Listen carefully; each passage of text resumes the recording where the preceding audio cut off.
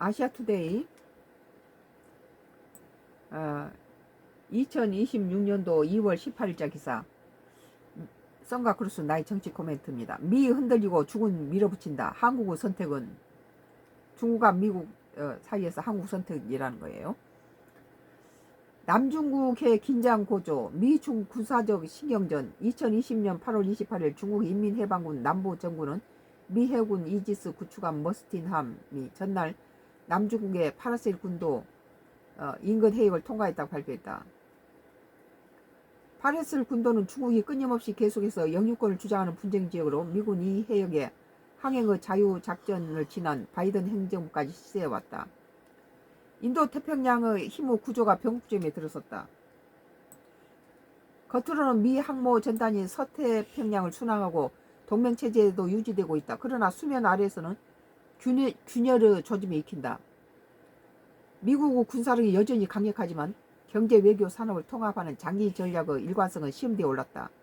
그 사이 중국은 전면 충돌이 아닌 구조적 공세로 영향을 넓혀가고 있다.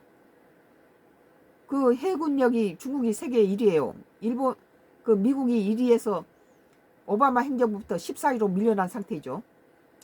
해군력 2위가 우리 한국이에요.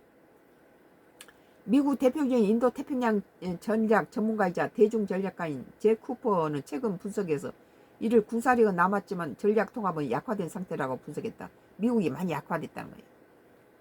그는 포린 어페어의 2020년 3월 4월에 실린 아시아 애프터 아메리카에서 미국이 군사력은 유지했으나 경제 전략 부재와 정책 일관성 부족으로 아시아에서 구조적 우위를 잠식당하고 있다라고 진단했습니다. 포린 어페어즈는 미국 외교 안보 엘리트 의제 설정지로 잘 알려져 있다. 1922년 창간 이후 미 국무부 국방부 백악관 NSC 의회 워싱턴 DC의 수많은 싱크탱크 학계 인사들이 기고 인용하는 대표 정책 저널 정책 아이디어가 처음 공개 논쟁되는 플랫폼 역할을 해봤다. 문제는 미국 철수가 아니라 전략의 공백과 지속성의 불확실성이라고 쿠퍼는 분석하고 있다. 미국은 TPP, 환태평양 경제동반자 협정의 탈퇴 이후에 인태지역, 인도태평양 지역이죠. 영내 경제 질서 설계에서 한 발 물러섰고 미국이 좀 약화되고 있는 거죠. 행정부 교체 때마다 대중 전략과 강조점이 달라졌다. 동맹국들 위해서는 위기시 개입은 확실하지만 장기 설계는 누가 책임지는가라는 질문이 남는다. 반면 중국은 느리지만 집요하다. 이게 주목해야 돼요. 남중국해 인공섬 군사와 대만 해협의 상시 출격 체계 RCEP 영내 포괄적 경제 동반자 협정과 이른바 신 시크로드 전략이라는 BRI 1대1로 통한 경제 네트워크 확장을 지속 추진하고 있다. 이는 단기간의 전쟁이 아니라 평시의 기정사실화된 전략이다. 전면 충돌 없이도 질서를 재편하는 방식이다. 쿠퍼는 이를 미국 반을 기다리지 않고 구조를 먼저 장악하는 접근이라고 평가한다. 이 경량의 중심에 대한민국이 서 있다. 우리는 중국하고 미국의 싸움에 우리가 중간에 있다는 거예요. 안보는 한미 동맹에 기반하고 경제는 중국과 깊이 얽혀 있다. 그렇죠? 반도체 안보는 한미 동맹에 기반하고 있지만 우리는 중국과 경제가 많이 지금 뗄래야 뗄 수 없죠. 반도체, 배터리, AI, 전략기술, 미중 경쟁의 핵심 축이다.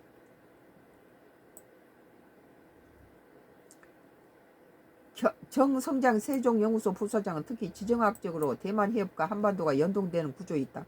그러니까 이쪽에서 대만 해협이 문제가 된다면 우리는 그 해협으로 해상이 33.27%를 거리 통과해야 되는데 대만과 전쟁이 붙어서 우리가 거기에 차단될 경우를 생각하면 여러 가지 이제 어려움이 온다는 거예요. 정성장 세종연구소 부소장은 특히 지정학적으로 대만 해협과 한반도가 연동되는 구조에 있으며 대만 유사시는 단순한 영해 분쟁을 넘어 해상 교통로 맞아요. 차단이라는 한국 경제의 동맹을 치명적으로 조이는 결과를 가져온다고 18일 인터뷰를 통해 강조했다. 지금 그런 것들로 인해서 지금 일본이라든지 필리핀, 대만, 인도네시아, 베트남 이런 나라들과 전부 지금 영토 분쟁이 일어난 것은 이쪽이 자기 땅이라고 통과 못하게 하고 해양만 그런 게 아니라 공중에서도 통과 못하고 그렇게 되죠. 자기 나라라고 치면 이제. 그러면 여러 가지 육상이나 해상이나 공중이나 여러 가지 대외경제정책연구원의 허재철 연구위원회 보고서는 대만에 따르면은 대만 해협을 통과하거나 인접 해역을 지나가는 항로가 한국 전체 해상 운송의 33.27%를 차지한다는 거예요. 대만 해협을 우리가 다 통과해서 다 저쪽 태평양으로 나간다는 거예요. 즉 한국의 수출 함으로 3분의 1이 사실상 이 바닷길에 걸려 있다는 겁니다. KIEP는 대만 해협 항로에 문제가 생길 경우 주요 자원 제품과 거래에도 하루 약 4,452억 원의 경제 손실이 발생한다는 거예요. 하루에. 한편 정성장 부소장은 대만 사태에 대해 항로 보호를 위한 한국의 직접 개입은 중국과의 경제 군사적 충돌을 위험을 키우며 동시에 북핵 변수는 미중 경쟁의 틈을 활용해 한국에 대한 전략적 도발 수위가 극적으로 높아질 수 있다고 분석한다. 한국은 선택을 강요받은 국가인가 아니면 국익을 위한 전략적 설계를 주도할 수 있는 국가인가? 나는 이게 굉장히 중요하다고 봐요. 인도 태평양 지역 전략 전문가인 쿠퍼 분석이 한국에 던지는 메시지는 분명하다. 동맹만으로는 부족하다는 것이다. 미국과 손을 잡는 건 기본이다. 하지만 그것만으로는 한국 미래를 지킬 수 없다는 거예요. 군사력으로는 전쟁을 막을 수 있어도 경제 질서와 산업 부족까지 지켜주지 못한다는 거다. 결국 승부는 총이 아니라 공급망, 기술, 산업, 경쟁력에서 갈린다. 이 세 가지를 하나로 묻는 국가 전략이 없다면 한국 미중 경쟁 속에 점점 불리한 위치로 밀려날 수밖에 없다. 한마디로 안보는 동맹으로 지키되 국력은 스스로 설계해야 된다는 뜻이다.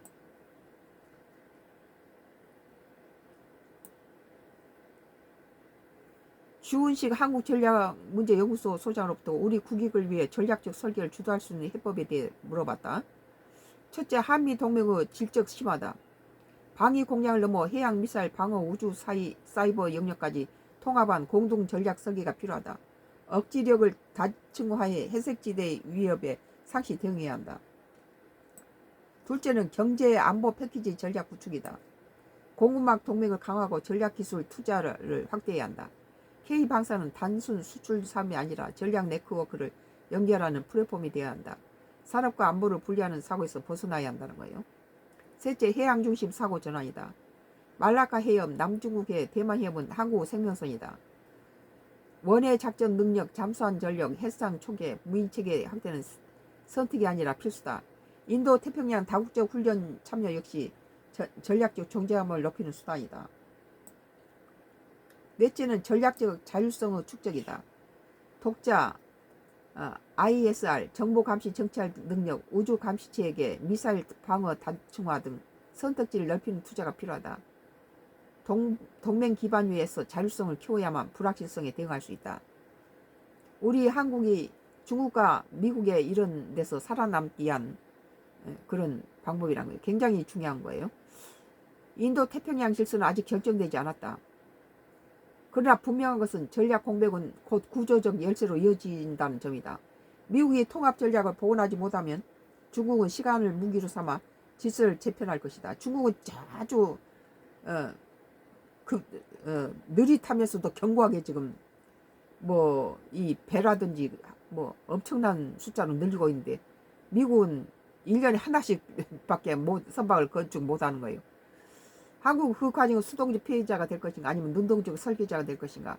지금은 미국이 남을 것인가 묻는데 머물 시간이 아니다. 더 근본적인 질문은 이것이다. 한국은 스스로 전략을 설계할 준비가 되어 있는가. 동맹을 강화하되 의존에 머물지 말 것. 그렇죠.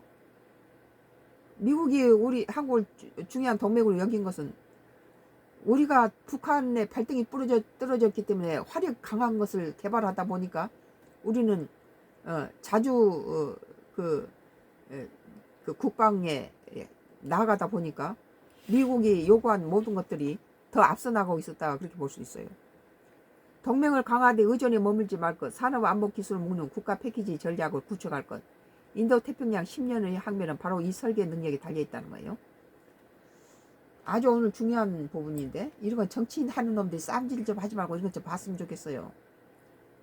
아시아투데이 2026년도 2월 18일자 기사인데요. 미 흔들리고 중 밀어붙인다. 한국의 선택은 이라는 건데 정말 정치한 사람들도 이것 좀 보고 각성했으면 좋겠어요.